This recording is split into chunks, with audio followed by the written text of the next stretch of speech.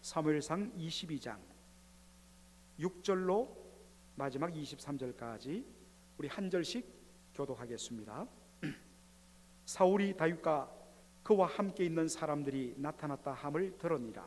때에 사울이 기브와 높은 곳에서 손에 단창을 들고 에셀나무 아래 앉았고 모든 신하들은 그 곁에 섰더니 사울이 곁에 선 신하들에게 이르되 너희 베냐민 사람들아 들으라. 이새의 아들이 너희에게 각기 밭과 포도원을 주며 너희로 천부장 백부장을 삼겠느냐. 너희가 다 공모하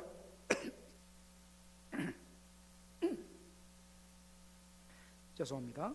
너희가 다 공모하여 나를 대적하며 내 아들이 이새의 아들과 맹약하였으되 내게 고발하는 자가 하나도 없었고 나를 위하여 슬퍼하거나 내 아들이 내 신하를 선동하여 오늘이라도 매복하였다가 나를 치려하는 것을 내게 고발하는 자가 하나도 없었도다.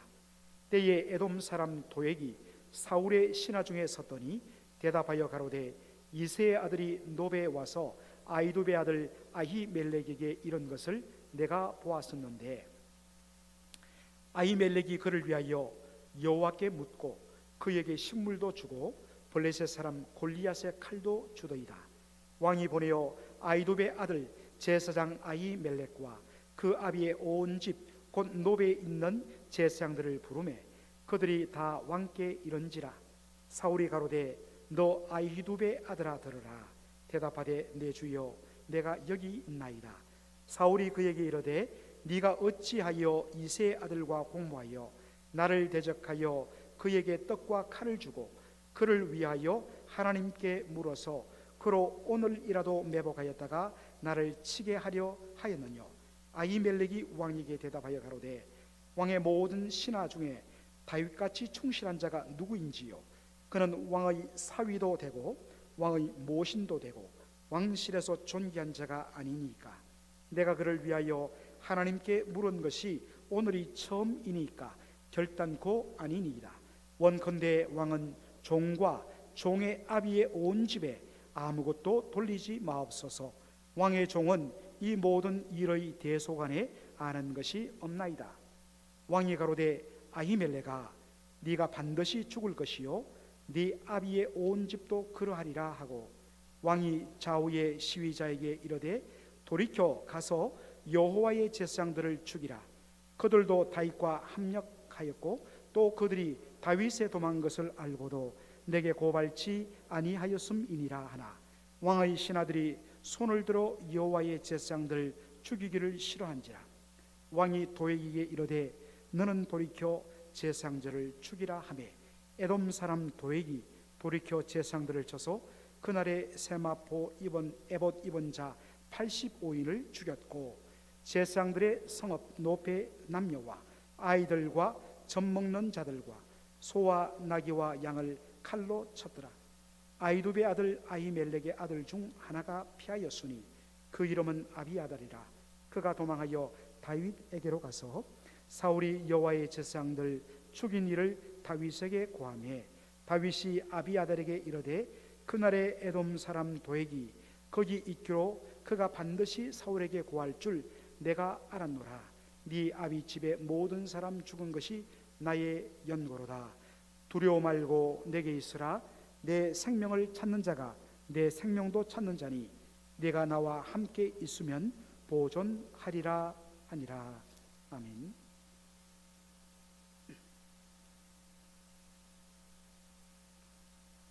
여러분들 우리 한국의 역사를 보면 고구려, 백제, 신라 이렇게 삼국시대를 형성했다가 여러분 기억하십니까?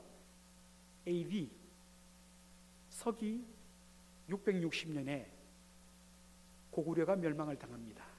그리고 AD 668년에 백제의 사비성 부유가 함락됨으로 말미암아 그래서 백제도 멸망당하죠.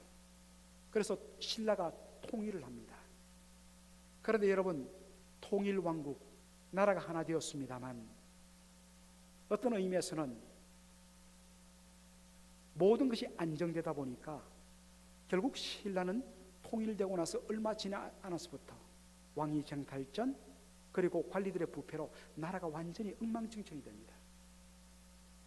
그래서 그 틈을 타서 각지에 반란 세력들이 창궐 했는데, 그러한 세력들을 통합한 것이 이 충청도와 호남 중심으로 해서 바로 백제를 이었다 해서 후백제를 세운 견훤이고, 그리고 저 강원도와 그리고 오늘날의 황해도를 완전히 중심으로 해서 생긴 바로 나라가 고구려를 잇는다 해서 후고구려, 그 후고구려를 세운 사람이 바로 궁예입니다. 여러분들 옛날에 지금부터 2000년도인가요? 2000년도에 그 태조왕건이라는 여러분들 대하 역사극이 방영되었습니다. 그때는 제가 유학 시절이었는데, 그때는 요즘처럼 뭐 이런 인터넷이 발달되지 않아서 마켓에 가면, 또 비디오 테이프점에 가면 그 옛날 VHS라는 그 비디오 테이프를 그렇게 빌려다가 하나당 1불씩 빌려갖고, 또 돈 좀 세이브한다고 옆집하고 바꿔서 보고, 그렇게 했던 기억이 아직도 생생합니다. 그 드라마를 참 너무 잘 만들었어요. 여러분 그 드라마를 보시면 알겠지만 궁예는 트레이드마크가 무엇입니까? 바로 이 애꾸 눈입니다. 한쪽 눈이 없어요. 없었던 이유가 어떻게 됐냐니까, 이 궁예는 원래 신라 경문왕이라는 왕이 있는데 그 왕의 서자였습니다. 그런데 이 궁예가 태어났는데 보니까, 아니 애긴데 입을 열어보니까 입속에 벌써 이빨이 나 있다는 것입니다. 그리고 궁예가 태어난 날 그 집에 이 무지개가 이렇게 서린 것을 보았습니다. 그래서 사람들이 이야기했죠. 왕이시여, 이 사람은 틀림없이 나라의 재앙거리가 될 테니까 죽여야 됩니다. 왕이 그런 말을 듣고 궁예를 죽이라고 그러죠. 그래서 이 갓난쟁이 어린아이를 호되게 싸갖고 높은 누각에서 아래쪽으로 던져버렸습니다. 그런데 이것을 알고 있었던 유모가 그 누각 밑에 숨었다가 아래로 던진 그 포대기에 쌓인 궁예를 봤는데 그만 잘못해서 손가락으로 눈을 찔러버리죠. 그래서 애꾸가 된 것입니다. 그리고 궁예의 또 다른 트레이드마크가 하나 있는데 바로 관심법입니다. 이 관심법이란 것은 볼관자 마음심자, 마음을 꿰뚫어 보는 이 법이란 것은 법도 되지만 능력이란 뜻도 되거든요. 마음을 꿰뚫어 보는 능력을 자기가 가졌다고 말합니다.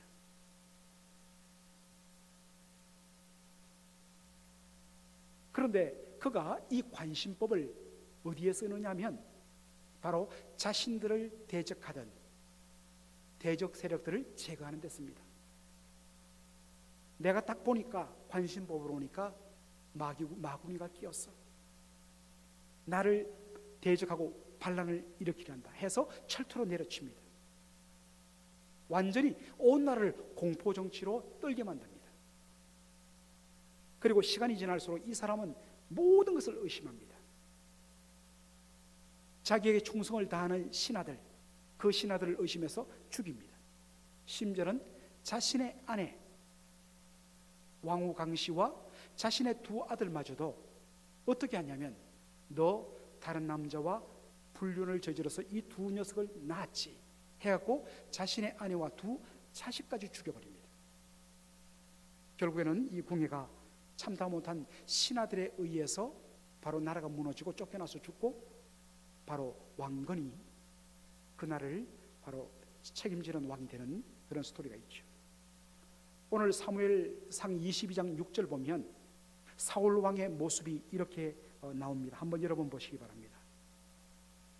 사울이 기브와 높은 곳에서 손에 단창을 들고 에셀 나무 아래 앉았고 모든 신하들은 그 곁에 섰더니라고 이야기하고 있습니다.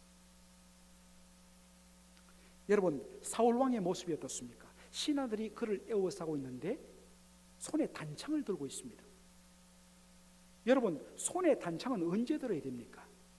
전쟁터에서 누구를 향하여? 바로 적군들을 향하여 드는 것이 창이어야 합니다. 그런데 지금 신하들과 함께 모여있는 회의 장소에서 뭐를 들고 있다고요? 창을 들고 있다는 것입니다. 자, 같은 표현이 사무엘상 18장 10절에 나오는데 한번 보여주시겠습니다. 그 이튿날 하나님의 불의신 악신이 사울에게 힘있게 내림에 그가 집 가운데서 야려 하는 거로 막 고함 지르고 미친 사람 그런 행동을 하는 거로 다윗이 평일같이 손으로 수금을 타는데 때에 사울의 손에 창이 있는지라. 지금 이 장면이 어디서 일어나냐면 궁궐 왕궁 안에서 일어난 사건입니다. 왕궁 안에는 손에 창을 들 필요가 없습니다. 그런데 손에 창을 들고 있다가 11절에 보니까 어떡합니까? 다윗을 향해서 다윗을 벽에 박아 죽이겠다 하고 그 창을 던졌는데 다윗이 2번 연속으로 피해서 목숨을 건졌다는 말씀이 나옵니다. 여러분, 손에 단창을 들고 있다는 것은 무슨 뜻이겠습니까? 누구든지 나한테 걸리기만 해봐라, 내가 죽이겠다. 일종의 위협이요 공포정치입니다. 손에 창을 들고서 누구라도 딴소리하면 죽이겠다는 것입니다. 그렇게 하고 나서는 곁에 서는 신하들에게 온갖 불평, 불만, 원망을 쏟아냅니다. 내 아들 요나단이 원수 다윗과 손잡고 아비인 나를 죽이고 왕위를 빼앗으려고 그렇게 계획을 하고 있는데도 너희들 중에 어느 누구도 나에 대해서, 이 사건에 대해서 고발하지 않았다. 혹시 너희들이 다윗과 지금 내통하고 공모하는 것 아니냐? 이 정상적인 컨디션이죠. 여러분, 지금 사울 왕이 말한 것 중에 올바른 말이 있습니까? 하나도 올바른 말이 없습니다. 다윗이 그를 모방한 적도 없고 그의 아들 요나단이 다윗과 공모해갖고 자신의 왕위를 빼앗기 위해서 지금 모의한 적도 없고 자신의 신하들이 다윗과 공모한 적도 없어요. 있지도 않은 이야기들을 왕이 난 사람이 신하들 앞에서 공개적으로 그렇게 말을 했다는 것입니다. 여러분, 왜 사울이 이와 같은 억지를 부릴까요? 성도 여러분, 우리가 누구를 사랑하면, 내가 어떠한 사람을 너무너무 사랑하고 아끼면 남들이 그 사람에게 대해서 이 사람 문제 있어요, 이 사람에 대해서 여러 가지 안 좋은 루머들을 퍼뜨리고 그러한 말들을 한다 할지라도 사랑하면 믿어주고 신뢰하고 그리고 끝까지 믿습니다. 그러나 만일에 우리가 누구를 미워하면 아무리 다른 사람이 그 사람에 대해서 좋게 이야기해도 받으려고 하지 않습니다. 그리고 이미 마음속에 미움이 들어가는 순간 끊임없이 불신과 오해와 의심으로 가득 차게 됩니다. 참 묘합니다. 내 마음이 사랑이 지배하느냐 아니면 내 마음에 미움이 지배하느냐에 따라서 이렇게 확연하게 다릅니다. 왜 사울이 이렇게 되었을까? 여러분, 사무엘상 16장 이하에 하나님께서 사울에 대해서 말할 때마다 반복되는 말씀이 뭡니까? 하나님의 신이 다윗과 함께하고 사울을 떠나고 하나님의 신이 떠난 사울의 자리에 바로 악한 신이 임했다라고 이야기하고 있습니다. 하나님의 신 성령은 사랑의 열매를 맺게 하시는 분입니다. 성령이 우리의 심령에 임하시며 성령이 충만하면 우리의 마음속에 두 가지가 나타나는데, 하나는 성령은 진리의 영이라. 그래서 성령이 임하시면 진리 되신 예수님을 전하고 싶고 말씀의 은혜에 대해서 끊임없이 사모하는 심령이 일어납니다. 그리고 진리가 충만하다 보니까 분별할 수 있는 능력이 생깁니다. 그리고 성령은 바로 사랑의 영이시기 때문에 성령이 우리의 마음속에 임하시면 우리의 마음에 사랑이 넘치고 너그럽게 사람들을 품어주고 용납하는 그러한 심령이 되는 것이지요. 그러나 악한 신, 이 악령 마귀는 어떻습니까? 마귀는 미움에 살인하는 자요 거짓의 압이라고 그랬습니다. 요한일서 3장에 보면 살인은 곧 형제를 미워하는 것이라 했습니다. 악한 영이 우리의 심령을 뚫고 들어오면 그가 뿌린 미움과 거짓과 미움과 거짓과 그리고 분열이 일어날 수밖에 없어요. 근본적으로 사울 왕의 문제는 무엇입니까? 바로 여기에 있었습니다. 사랑하는 성도 여러분, 비록 우리가 예수 믿고 주의 성령께서 우리의 심령 속에 하나님의 전을 삼으시고 거하고 계십니다. 그리고 예수님께서 말씀하신 것과 같이 요한복음 14장 17절에 우리 안에 거하시는 성령께서는 결코 우리를 떠나시는 법이 없습니다. 그러나 우리가 자꾸만 성령을 근심시키고 우리가 성령의 거룩한 열망을 사모하지 않고 자꾸만 우리가 우리의 육신의 소욕을 따라 옛사람의 삶을 따라 우리가 살려고 방향을 틀면, 그래서 우리가 성령을 근심시키면 결국에는 우리가 성령이 우리 안에 거하는 하나님의 사람임에도 불구하고 우리의 삶은 마치 사울처럼 끝없이 오해하고 미워하고 그리고 거짓에 휘둘리고 의심하고 그래서 분열 가운데 사는 비참한 삶이 될 수밖에 없습니다. 하나님께서 우리에게 사랑의 영 진령이신 성령을 우리 안에 거하게 하시고 그 성령으로 말미암아 주를 닮고 정말 사랑과 바로 온유와 겸손과 서로를 축복하는 이 아름다운 성령의 열매를 맺도록 우리에게 놀라운 은혜의 선물을 주셨는데, 엉뚱하게도 우리가 사울왕처럼 산다면 얼마나 억울한 일이 되겠습니까? 사랑하는 성도 여러분, 지금 여러분의 심령을 객관적으로 한번 살펴보시기 바랍니다. 지금 여러분들이 반응하는 그 반응을 한번 확인해 보시기 바랍니다.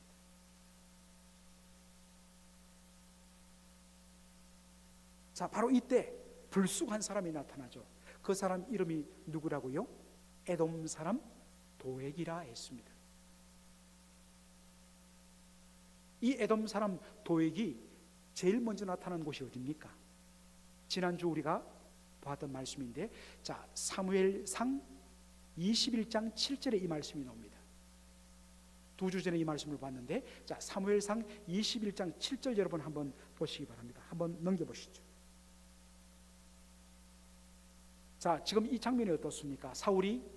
다윗이 사울 왕에 의해서 쫓겨갔고 지금 도망치다가 먹을 것이 떨어졌습니다. 무기도 없었습니다.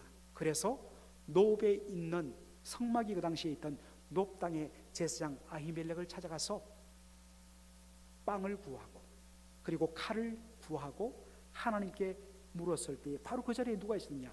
이 에돔 사람 도액이 있었습니다. 자, 7절 한번 우리 읽어보도록 하겠습니다. 시작.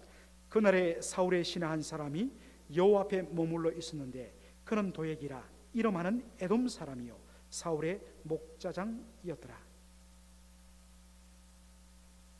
자, 그날이란 것은 언제를 말한다고요? 다윗이 사울을 피해갔고 도망치면서 높 땅에 있던 제사장 아히멜렉을 찾아간 바로 그날입니다. 그 현장에 있었던 사람이 바로 도액이었습니다. 도액이 사울 왕에게 그날에 있었던 모든 사실을 낱낱이 보고합니다. 아히멜렉이 다윗에게 먹을 것을 주었습니다. 그에게 골리앗의 칼을 주었습니다. 그리고 하나님께 자신의 앞날에 대해서 물어봤습니다. 여러분 어떻습니까? 도액의 말에 거짓이 있습니까? 아니에요. 도액이 지금 말하는 모든 말은 100% 객관적인 사실이에요. 팩트입니다. 그러나 여러분, 인포메이션과 지식은 다른 것이듯이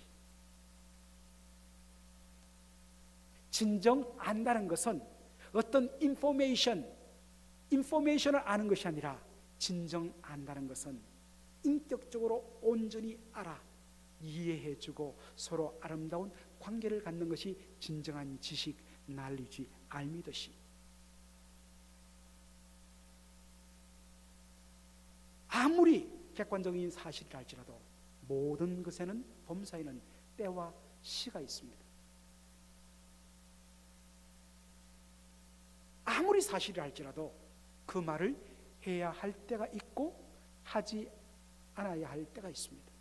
거짓말 하라는 것은 아닙니다. 억지로 만들 필요 없습니다. 그러나 말해도 때가 있는 것입니다. 지금 어떤 때입니까? 살기등동하고 미움과 분노와 정말 오해로 충만해갖고 누구든지 다윗을 도와주며 다윗과 연관된 사람이면 누구든지 죽일 그러한 기세가 지금 있는 것이 사울의 지금 컨디션입니다.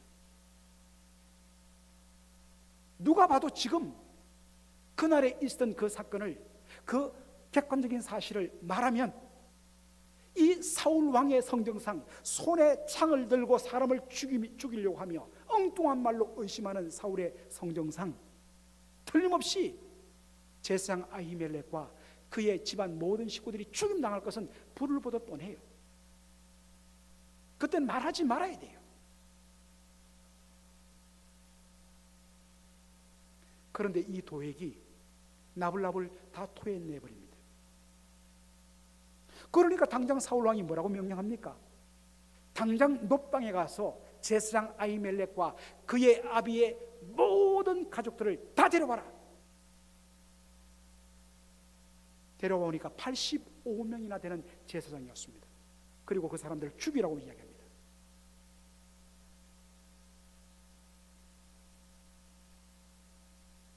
아무도 제사장을 죽이려고 하지 않죠.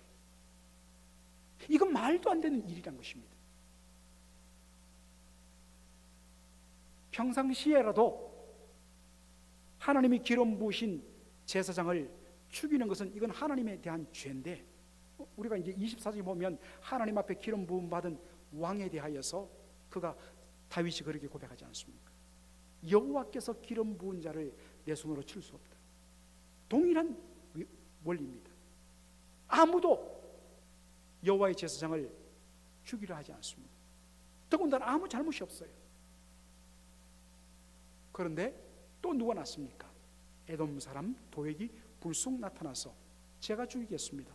자원해갖고 그 자리에서 85명의 여호와의 제사장들을 싸그리 집안 전체를 다 죽여버립니다. 그것만 그치는 것이 아닙니다.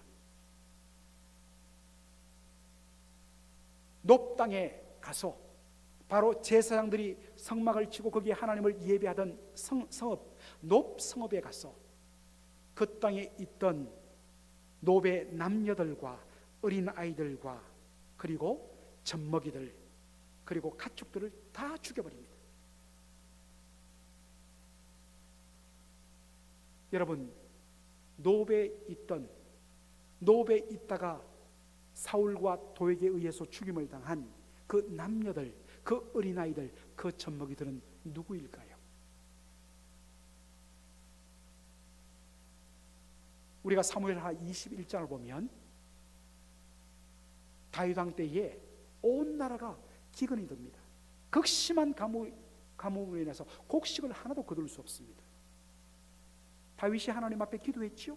하나님, 어찌하여 하나님의 땅, 이 하나님의 눈이 머무는 이 이스라엘 땅에, 이 가나안 땅에, 젖과 꿀이 흐른다는 이 약속의 땅에 하나님 어찌하여 비를 내리지 않습니까? 라고 하나님 앞에 기도했을 때 하나님 주신 말씀이 뭡니까? 바로 사울이 왕으로 있을 때 기브온 사람들을 죽였기 때문이다. 그래서 내가 그 벌로서 이스라엘 땅에 지금 비를 내리지 아니한 것이다 라고 말씀합니다. 여러분, 기브온 사람이 누구입니까? 시간 관계상 성경을 일일이 보지 못하지만 적어도 수요 예배 오신 분들은 딱 감을 잡을 거예요. 여호수아 9장에 기브온 사람들이 나오죠. 원래 기브온 사람들은 어느 족속이었습니까? 가나안 사람들이었습니다. 가나안 사람들은 다 진멸당해야 합니다. 그런데 이들이 보니까 이 이스라엘 백성들이 대단하거든요. 그래서 이대로 우리가 있다가는 우리가 다 죽겠다 싶어갖고 마치 한 달 떨어진 먼 곳에서 온 사람처럼 그렇게 위장을 하고 와서 우리는 저 멀리서 왔는데 당신들의 소문을 듣고 왔는데 당신들과 바로 동맹을 맺고 약속을 맺겠습니다. 우리가 조공을 바칠 테니 우리를 죽이지 마십시오. 그래서 여호와 하나님의 이름으로 맹세를 하고 보냅니다. 그런데 며칠 후 가나안 땅을 정탐하다가 보니까 바로 기브온 땅에 자기들을 찾아왔던 그 사람들이 있는 겁니다. 그래서 물었더니 이야기합니다. 너무 겁이 나가 우리가 목숨을 부지하기 위해서 멀리서 온 사람처럼 그렇게 위장해서 당신들과 약속을 맺었습니다. 사실이 드러났어요. 그런데 여호수아는 기브온 사람들 가나안 족속인데도 죽이지 않습니다. 이유는 어디 있습니까? 여호와의 이름으로 살려주겠다고 하나님 이름 걸고 맹세했기 때문입니다. 그래서 기브온 사람들을 살려주는 대신에 그들을 어떻게 하느냐? 그들을 성전에서 성막에서 나무 패며 물 기르며 성전에서 허드렛 일하는 사람으로 그렇게 삼습니다.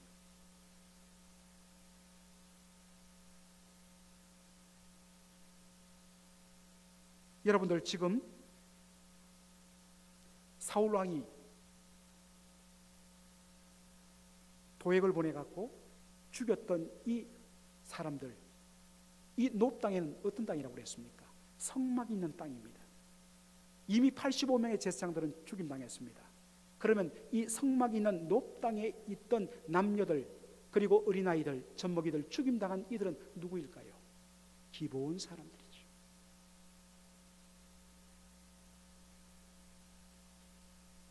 하나님께서는 이 억울한 피를 흘리게 만든 사울에 대해서 하나님께서 기억하고 계시다가 나중에 사울의 그 자손들을 하나님께서 죽임을 통해서 사울의 자녀들을 죽임을 통해 갖고 그들의 억울한 피를 갚아주시는 내용이 사무엘하 21장에 나옵니다. 자, 그런데 여러분 우리가 오늘 다시 한 번 더 말씀 볼 것은 사무엘상 22장 19절의 말씀입니다. 자, 22장 19절 우리 다 같이 한번 읽겠습니다. 제사장들의 성읍 노베 남녀와 아이들과 젖먹는 자들과 소와 나귀와 양을 칼로 쳤더라. 누가요? 사울의 명령을 받은 도액이 그랬습니다. 자, 순서를 보십시오. 노베 남녀 아이들 젖먹이들 그리고 소 나귀 양 가축들을 칼로 쳤다 했습니다. 자, 그런데 여러분 이 똑같은 비슷한 말씀이 어디 나오느냐? 사무엘상 15장 3절입니다. 이 말씀의 배경이 무엇입니까? 하나님께서 사울 왕에게 너는 가서 아말렉을 쳐라. 이스라엘 백성들이 출애굽할 때에 이스라엘 백성들을 뒤에서 약한 자들부터 쳤던 이 아말렉의 죄를 내가 기억하여서 반드시 심판이라 약속했는데 오늘 네가 그것을 행해라. 그러면서 사울 왕에게 뭐라고 명령합니까? 아말렉을 쳐서 남기지 말고 진멸하되 남녀와 소아와 젖먹이는 아이와 그리고 가축들을 죽이라 라고 이야기하고 있습니다. 똑같은 순서입니다.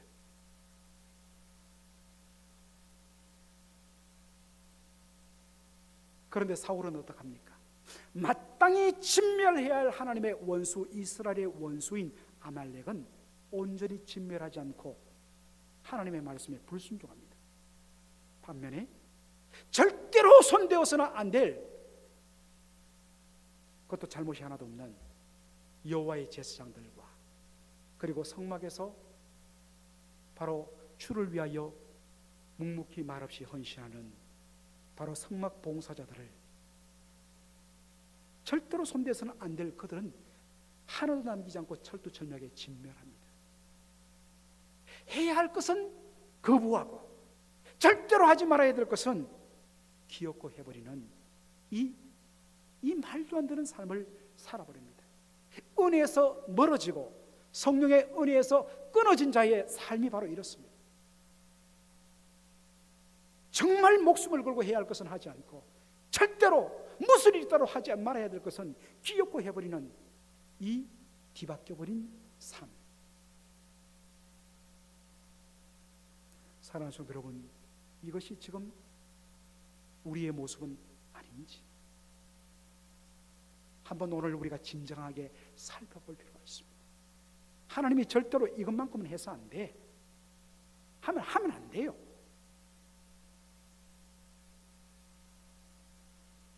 형제 자매들에 대해서 악한 말 하거나 미워하지 마, 거짓말 하지 마 하면 안 돼요.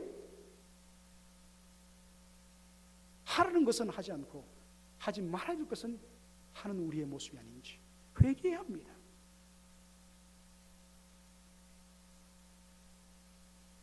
도액이 이렇게 바로 살 수밖에 없는 그의 근본적인 원인은 어디에 있을까요?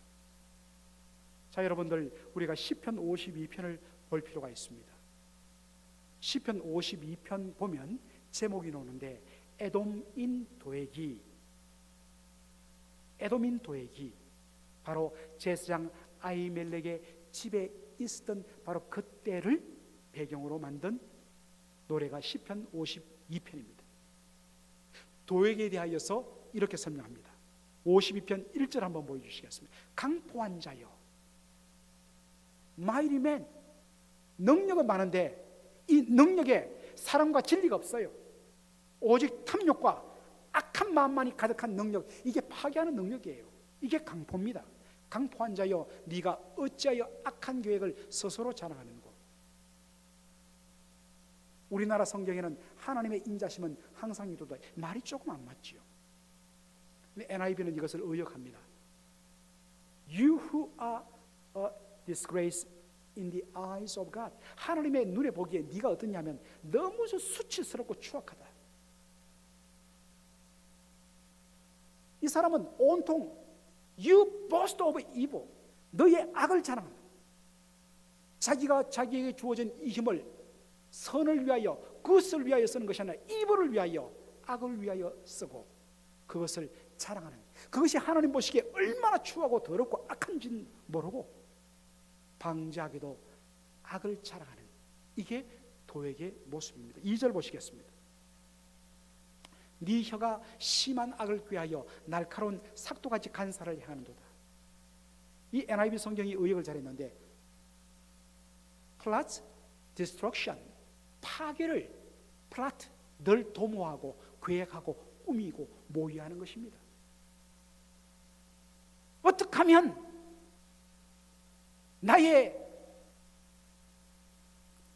내가 무엇을 차지하기 위해서 어떻게 하면 상대방을 파괴할까? 늘 고심하는 게 디스트럭션, 남을 파괴하는 것을 모의하고 생각한단 말이에요. 이게 도액의 모습이에요. 52편 3절 보시면 네가 선보다 악을 사랑하며 의를 말함보다 거짓을 사랑한다. 정상적이라면 악보다 선을 사랑하며, 선을 사랑하고 악을 미워하며, 거짓을 멀리하고 미워하고 의를 사랑해야 되는데 반대예요. 선보다 악을 사랑하며 의를 말함보다 거짓을 사랑합니다. 그리고 52편 4절 보니까 간사한 혀여, 네가 잡아먹는 모든 말을 좋아하는도다. 이 잡아먹는 모든 말, 이것도 번역을 잘했는데 You love every harmful word. 아주 harmful, 해악된 말들, 남을 해치는 말들, 그런 말들을 너무너무 즐겨한다는 것입니다.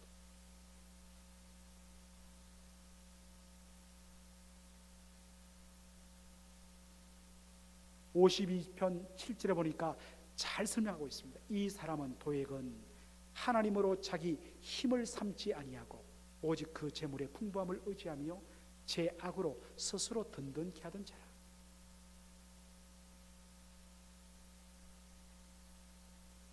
하나님을 자기의 힘, 자기의 스트롱홀드, 자기의 요새로 삼고 하나님을 보호자로 삼고 하나님을 의지하는 것이 아니라 뭘 트러스트 하느냐면 자기의 재산, 자신의 돈, 자신의 힘을 의지하고, 이 땅에 나를 지킬 것은 돈밖에 없어, 권세밖에 없어. 그리고 이걸 유지하는 방법이 뭐냐? 다른 사람들을 디스트로이, 파괴함을 통해 갖고 자기를 강하게 만드는, 남도 살고 나도 사는 데 쓰는 것이 아니라 남을 짓밟고 착취함을 통해 갖고 내가 잘 되는 이 방식으로 살아가는 사람이 누구냐? 도액이란 것입니다. 시편 52편에 설명하는 이 내용이 바로 오늘 사무엘상 22장에 나타난 도액의 삶과 매치되지 않습니까?